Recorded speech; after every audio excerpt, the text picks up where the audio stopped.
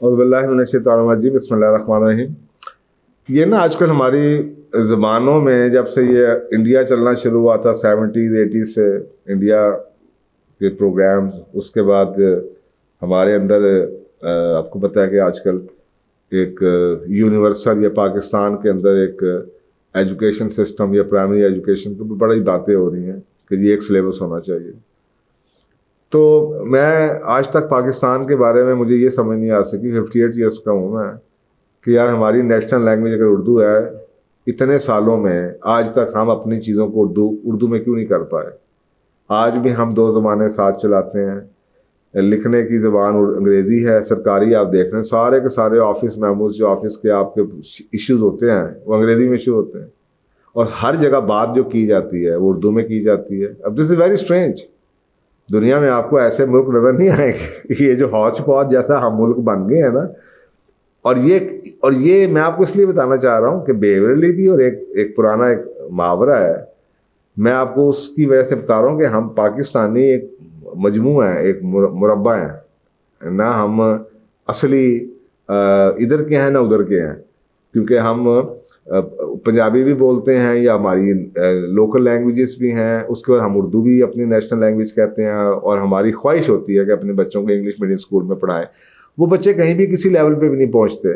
उसकी वजह ये है कि वो जनाब आधी चीज़ माँ पंजाबी बोल रहे हैं, बच्चे जौन से हैं आपस में उर्दू अंग्रेज़ी मिक्स बोल रहे हैं, किताबें वो अंग्रेज़ी की पढ़ रहे हैं, आप सोचते पता नहीं किस ज़बान में होंगे, लिखते किसी और ज़बान में है, सुनते किसी और ज़बान में है, तो वो कन्फ्यूज़ रहते हैं, वो किसी ज़बान में भी उनको महारत नहीं आती।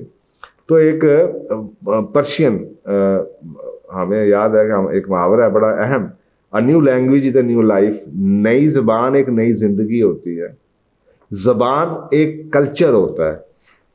आप खुद सोचें कि जो हमारी साथ जो जुल्म हुआ अंग्रेज़ी के ने जो किया, कि मसलन ये जो आपके डोरेमोन एक कार्टून है, और ये आपको गॉड की डिसोबीडियंस सिखाता है। एक पेपा पिग है, ये कार्टून जो है ना पिग्स के दरमियान, पिग्स के अराउंड घूमता है, और बड़ों की या बाप की बेइज्जती की उसमें काफ़ी होती है। सिम्पसन आपको पता ही है, उसके अंदर हर चीज़ ही उल्टी है। सिंड्रेला ये स्टेप फैमिलीज़ के अगेंस्ट है। एक फ्रोज़न कार्टून है, वो लेस्बियनिज्म जौन सी है उसको प्रमोट करते हैं। एक बारबी के नाम से कार्टून आए थे, वो बॉडी शेमिंग के ऊपर हैं।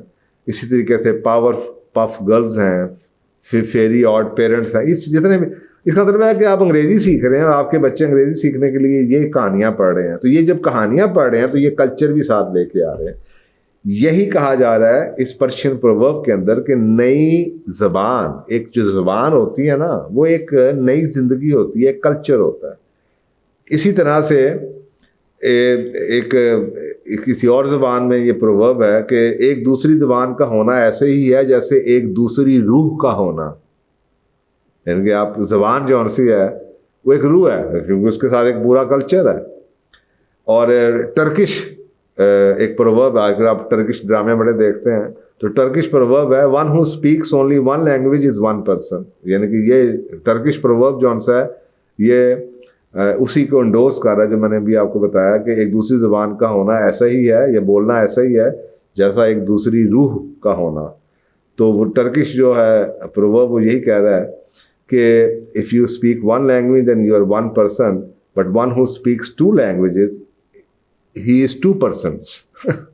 जो एक ज़ुबान बोलता है वो एक आदमी है, जो दो ज़ुबानें बोलता है वो दो ज़ुबानें, वो दो आदमी। अब आप मुझे बताएं जो मुआशरा 3 ज़ुबानें बोलता हो या 4 ज़ुबानें बोलता हो, अब आपको पता चलेगा कि उन्होंने चाइनीज़ भी खाना है, उन्होंने कॉन्टिनेंटल भी खाना है, पाकिस्तानी भी उन्होंने खाना है, उनको जनाब बर्गर फास्ट फूड भी बहुत पसंद है, उन्हें इटालियन कुजीन भी उन्होंने खानी है, ड्रामे अंग्रेज़ी फिल्में मिक्स, पंजाबी इंडियन कल्चर, वो सब मिक्स मुरब्बा है। जितनी ज़बानें ये सारी है ना, हम उसका मजमूआ है। तो क्या हमारे मुल्क में ऐसा कोई सोशियोलॉजिस्ट, कोई एंथ्रोपोलॉजिस्ट काम का नहीं बैठा हुआ जो कि यहाँ पे एडवाइस कर सके हमारी गवर्नमेंट को कि भाई आप ये क्या कर रहे हैं। अब आप यानी ये तो दुनिया को पता है कि लैंग्वेज के थ्रू कल्चर कन्वर्ट किया जाता है। आपको हैरानगी होगी ये बात सुन के। आपको सोचें, अंग्रेज़ी उर्दू में अंग्रेज़ी और पंजाबी का कंपैरिजन कीजिए। मसलन मेरा ख्याल में हम अंग्रेज़ी को बड़ी पॉलिश लैंग्वेज कहते हैं, मेरे हिसाब से उर्दू और पंजाबी उससे बेहतर है। मैं उर्दू के अंदर आप सोचें, या मैं कहता कल्चर है, उर्दू में तुम क्या कर रहे हो, दोस्त है आपका, अबू आप क्या कर रहे हैं, ये कल्चर आ गया कि बड़ा है अबू तो आप आ गया। इवन पंजाबी के अंदर भी ठीक है, थोड़ी सी उसमें सख्ती है पंजाबी कल्चर के अंदर। आपको पता है कि वो जो लखनऊ की उर्दू है, लखनऊ के लोग बड़े नफीस होते हैं, कराची के अंदर आपको बड़े मिल जाएंगे उर्दू स्पीकिंग लोग, बड़े जेंटल होते हैं।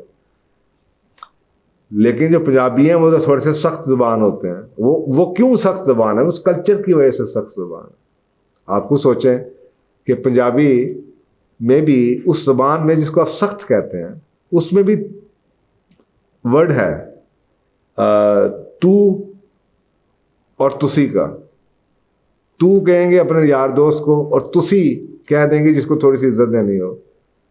लेकिन उर्दू में देखें कितनी इज्जत। अंग्रेजी के अंदर भी एक वर्ड है यू। तो इसका मतलब है कि अंग्रेजी अगर आप पढ़ रहे हैं तो बच्चा देखता है कि hi dad you are doing this, और वही आगे से माँ को कह रहा है यू आर डूइंग दिस, और वही यू का वर्ड बोला जा रहा है अपने दोस्त के लिए, अपने हमसाए के लिए और अपने छोटे के लिए। You you you you you you you. अब ये कल्चर तो है, दिस कल्चर इज देयर। अब क्वेश्चन ये है कि इस कल्चर को लैंग्वेज हमने सीखनी चाहिए, लेकिन इस लैंग्वेज को सीखते हुए हमने कल्चर के नुकसानात को मिनिमाइज करना है कि हम किसी तरीके से लैंग्वेज तो सीख लें। मैं ये नहीं कह रहा कि अंग्रेजी पढ़ाना बंद कर दें, लेकिन मैं कह रहा हूँ कम से कम कोई हमारी नेशनल लेवल के ऊपर कोई कुछ तो करें कि यार अगर उर्दू है तो फिर भाई ट्रांसलेशन हर चीज़ उर्दू। मुझे पता है जब तक हमारे शनाख्ती कार्ड के अंदर, ये आज भी हमारे शनाख्ती कार्ड के अंदर दो तरफ होता है, एक तरफ मेरा नाम लिखा फाइज, और ये भी 2-3 साल पहले हुआ है। उससे पहले जब फर्स्ट टाइम नादरा से पहले शनाख्ती कार्ड बनते थे तो उसमें जनाब अक्सर कास्ट फॉर्म अंग्रेजी में होता था, आगे से वो क्लर्क बादशाह जो उनसे होते हैं वो अपने हिसाब से मेरे एक शनाख्ती कार्ड बना जिसके अंदर मेरा नाम उसने फ़ायदा लिख दिया अपनी सोच के मुताबिक। तो वो अपनी बादशाह सलामत होते थे जनाब। आप सोचें क्लर्क की क्या वो है क्वालिफिकेशन। तो क्योंकि आप फॉर्म इंग्लिश में भर रहे हैं और आपने उसने अब टाइप करना है तो वो अपने हिसाब से उसकी लिख। अब उन्होंने इसको मिनिमाइज़ करने के लिए, ख़त्म करने के लिए नए जो उनसे CNIC हैं उनके अंदर उर्दू अंग्रेज़ी दोनों लिखना शुरू कर दिया है, दोनों में लिखा होता है। चले ये भी अच्छी बात है, लेकिन कम से कम ये चीज़ हमें इस चीज़ का तो ख्याल करना चाहिए कि आज तक हम अपनी ज़बान एक नहीं कर पाए। अगर ऑफिशियल लैंग्वेज उर्दू है तो फिर भाई फॉर्म्स भी उर्दू में कर दो, ताकि ये मसला तो ख़त्म रहे ट्रांसलेशनों का कि बोलना हमने उर्दू में है। सरकारी हर गुफ्तगू जौन सी है उर्दू में होती है, टेलीविज़न पे हर गुफ्तगू उर्दू में होती है, और लिखने की जब बारी आती है ऑफिशियल लैंग्वेज की तो वो अंग्रेज़ी में आ जाते हैं। और नई नस्ल जौन सी है इनको तो बेचारों को लिखना वैसे अंग्रेज़ी नहीं आती। तो अल्लाह ही खैर करे कि वो आप क्या अंग्रेज़ी लिखा करेंगे जब वो कल को कभी इन्हीं से लोग आगे जाते हैं। तो ये बड़ी इंटरेस्टिंग है। तो पंजाबी जौन सी है आपको हैरानगी होगी कि ये एक रिसर्च आई थी पाकिस्तान के बारे में कि पाकिस्तान में 50% लोग पंजाबी बोलते हैं, 50% एज अ मदर टंग। आपको सोचें आपके घरों में भी कई ऐसे होंगे जिनके बच्चे अंग्रेज़ी बोल रहे हैं, इंग्लिश मीडियम स्कूलों में चले जाते हैं, लेकिन माँ बाप पंजाबी बोलते होंगे। जबकि बाकी तमाम लैंग्वेजेस जिसके अंदर सिंधी है, पश्तो है, सराइकी है, उर्दू है, हिंदको है, बलोची है, बरेवी है, पथवारी है, गुजराती है, ये सारी लैंग्वेजेस मिलके 50% है। इसका मतलब है Punjabi is a major language. चलें पंजाब सूबा बहुत बड़ा है, इसका मतलब है कि 50% आपको यही चीज़ इसके करीब करीब नज़र भी आती है कि अगर आप अपने सियासत के सीन में भी पंजाब को देखने जाते हैं, पंजाब जिसने जीता सब जीता, पंजाब की सीटें कितनी हैं, MNAs कितने होते हैं, पंजाब बहुत बड़ा। तो पंजाबी है, लेकिन हमने उस पंजाबी को क्योंकि वो रोल नहीं दिया। आप पुराने जितनी भी शायरी है, बाबा बुल्ले शाह, ये वो वारिस शाह, सब पंजाबी में होते थे।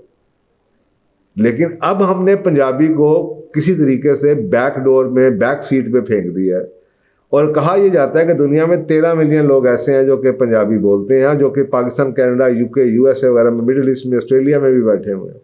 और ये कहा जाता है कि अगर हम हज़ारा, कोहिस्तान, कश्मीर और सराइकी स्पीकिंग एरियाज के अंदर उन लोगों को भी शामिल कर दें जो पंजाबी फ्लुएंट हैं, क्योंकि वो पंजाबी नहीं है लेकिन वो पंजाबी ज़बान में फ्लुएंट हैं, तो रिसर्च कहती है पाकिस्तान के अंदर 70% से ज़्यादा लोग ऐसे हैं जो कि पंजाबी बोलते हैं। अब आप डिनाई चाहे करें, इसका मतलब है कि ये पंजाबी हमारे कल्चर में, ये सख्ती थोड़ी सी हमारे कल्चर में कहीं ना कहीं मिक्स है। तो 70% अगर हम पंजाबी हैं तो 20% शायद हम वो उर्दू हैं और 10% हम जो उनसे अंग्रेज़ हैं। तो इसीलिए हम 3 रूह हैं हमारे अंदर जैसे वो टर्किश जॉन साहब मिस्र का मुहावरा कह रहा है कि जितनी ज़बानें उतनी आपकी रूहें हैं, तो उतने अंदर कॉन्फ्लिक्ट है। इसलिए ना हम इधर के हैं ना हम उधर के हैं। हम कपड़े भी कैसे पहनते हैं, अंग्रेज़ी चीज़ें भी खाते हैं, सुन भी लेंगे, बच्चों को किताबें भी पढ़ा देंगे अंग्रेज़ी, बच्चों को अंग्रेज़ी मीडियम स्कूलों में भी पढ़ा देते हैं। माँ बाप जो उनसे आपस में चुप के पंजाबी भी बोल लेते हैं। किसी पॉलिश गैदरिंग में जाते हैं तो हम उर्दू बोलना शुरू कर देते हैं माँ बाप, बच्चे जो उनसे अंग्रेज़ी और उर्दू मिक्स करके बोलना शुरू कर देते हैं। ये हमने किया है। सो मेरी ख्वाहिश यही है कि लोग जो उनसे हैं इसको अंडरस्टैंड करें, अपने घरों में भी आप अंडरस्टैंड करें। जब आप बच्चों को लैंग्वेज सिखाते हैं तो ये याद रखिए कि उसका कल्चर ज़रूर आएगा, क्योंकि माँ बाप नहीं पढ़ते कि उसको उसमें क्या कल्चर प्रमोट किया जा रहा है, उसके असरात बाद में आते हैं। और मैं क्योंकि मेरा ये इंटरेस्ट है, मेरा ये फील्ड है, anthropology, sociology, psychology, human behaviour, सब कुछ इसके अंदर आता है। तो मुझे पता है कि जो आज हो रहा है उसकी वजह क्या है, उसकी वजूहात क्या है। तो मेरी ख्वाहिश है, यही ख्वाहिश है कि यार कि हमें कम से कम अगर हमने अंग्रेज़ी पढ़ानी भी है तो हम कल्चर के नुकसानात को मिनिमाइज़ करके हम इस्लामी स्टोरीज़ के थ्रू भी तो कोशिश कर सकते हैं अंग्रेज़ी की किताबों में, बजाय कि अंग्रेज़ी की किताब हमने पढ़ने के लिए सिंड्रेला की कहानी पढ़नी ज़रूरी है। तो क्या हम अंग्रेज़ी की मोहम्मद बिन कासिम को पढ़ के अंग्रेज़ी नहीं सीख सकते? क्या हम खालिद बिन वलीद की कहानी से अंग्रेज़ी कोई किताबें नहीं लिखी जा सकती? क्या हम अपने जो हीरोज़ हैं सुल्तान टीपू की कहानी को, या अपने दीन से लेके हज़रत मोहम्मद सल्लल्लाहु अलैहि वसल्लम की लाइफ से लेके, क्या यहाँ पे कोई ऐसा शख्स नहीं है जो कि लैंग्वेज की किताबों को अपने ही तरीके से कस्टमाइज़ करके अपने कल्चर को डिपिक्ट कर सकें ताकि डैमेज को मिनिमाइज हो सके? तो यह है जनाब, छोटी सी मैंने आपको बता दूं कि लैंग्वेज, आपको बड़े सवालों के जवाब आपको मिल जाएंगे कि जो हो रहा है हौच पौच, हमारी सोचें और हमारे खाने और इस तरह की हरकतें, और घरों के अंदर भी आपको मिक्स एंड मैच नज़र आ रहा होता है, उसकी बुनियादी वजह वो लैंग्वेजेस का इन्फ्लुएंस है कि हर घर में 3 लैंग्वेजेस, तो एक आपकी मदर टंग या जो आपकी रीजनल लैंग्वेज है, चाहे वो पंजाबी है, चाहे वो सराइकी है, चाहे वो कुछ भी है, या पश्तो है। दूसरी आपकी नेशनल लैंग्वेज, और तीसरा असर आ गया अंग्रेज़ी का। तो जब आपके मुल्क में ये 3, हर घर में ये 3 लैंग्वेजेस का है, तो फिर मुल्क जो है जैसा है आपके सामने है। Thank you.